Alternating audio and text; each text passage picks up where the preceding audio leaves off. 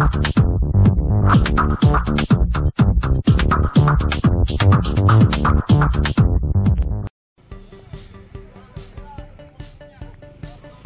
bisnis investasi afiliator, Binomo Indra Kesuma, alias Indra Kens, ternyata masih menyisakan masalah. Pada Senin, 18 Desember 2023, puluhan korban investasi bodong Indra Kens mendesak Polres Tangerang Selatan segera merespon laporan mereka terhadap Ketua dan Pengurus Perkumpulan Trader Indonesia Bersatu, PTIB lama, yang tak transparan terkait pengembalian aset kepada mereka. Menurut Leo Chandra, selaku Ketua PTIB baru, patut diduga, pengurus PTIB yang lama tidak transparan di dalam penjualan aset sitaan dari Indra Kens.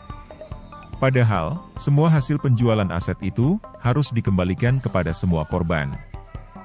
Tadi di dalam kita meminta untuk percepatan proses LP kita, karena Maruna Zara dan kawan-kawan ini kan tidak kooperatif dalam menyerahkan aset-aset yang ada sekarang dari semua korban ini. Kami perwakilan dari seluruh korban yang meminta aset-aset yang ada di Maruna Zara, dan mereka sampai saat ini tidak kooperatif untuk memberikan itu. Kami sudah somasi, sudah meminta secara baik-baik, dan akhirnya langkah terakhir adalah kami lakukan LP di sini Polres Tangsel.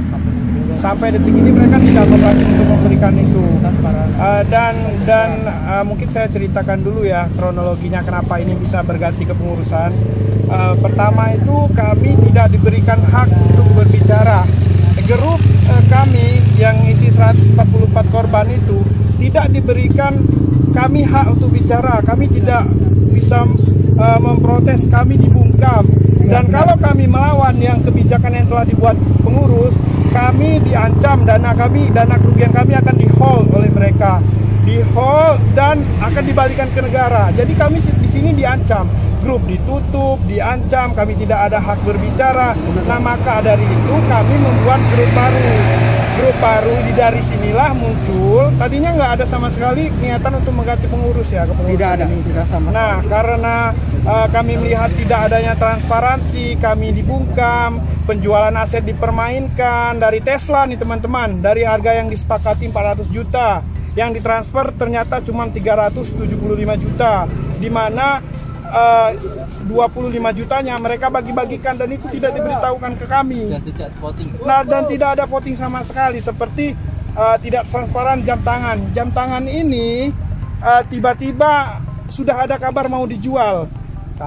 Padahal ada yang menawar 100 juta dan mau dijual 70 juta. Dan disebutkan juga ini akan diberikan kepada oknum yang diduga jaksa di sini, untuk karena dalam voice note itu jaksa ini berjasa mengurus kasus ini, dikatakan seperti itu.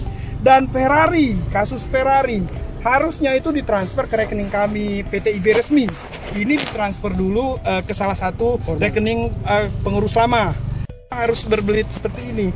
Berapa yang ditransfer sebenarnya dari buyer itu ke pengurus lama ini?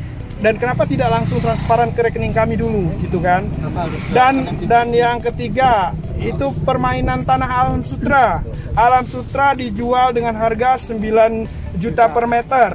Orang itu baru DP 100 juta. Sedangkan dengan DP 100 juta itu seolah-olah calon buyer ini sudah merasa dia pemilik aset. Kalau kami mau menjual berapapun harganya, tetap harus lewat buyer ini, Mr. Jimmy ini. Ya, kami menduga ini buyer settingan, karena mau kami dapat bayar harga 12 juta per meter, mau 15 juta per meter, harus lewat dia. Padahal kan belum pelunasan. Kalau memang dia mau menjual ke lain, harusnya lunaskan dulu ke kami. Jangan di DP seolah-olah udah pemilik.